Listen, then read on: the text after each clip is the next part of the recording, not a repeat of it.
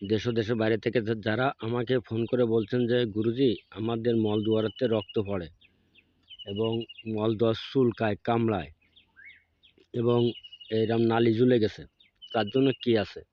তা দেখেন, আমি আজকে আপনাদের মাঝে যে গাছটা দেখাচ্ছি এই গাছটা সকলে চেনেন। এই গাছটার নাম হচ্ছে নিম গাছ।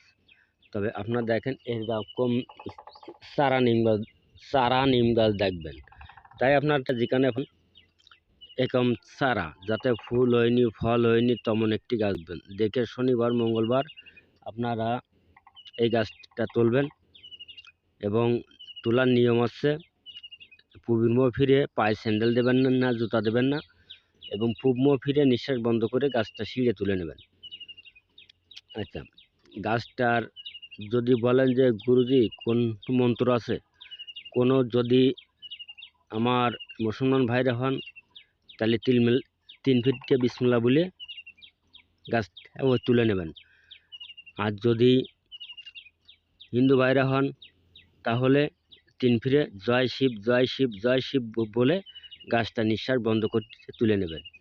নিয়ে কি করবেন, এই আঙ্গুলির এক কর ছিঁড়ে নেবেন। এই আঙ্গুলির নিয়ে আপনারা সাদা সুতোয় বাঁধে দম দিয়ে কোমরে বাঁধবেন।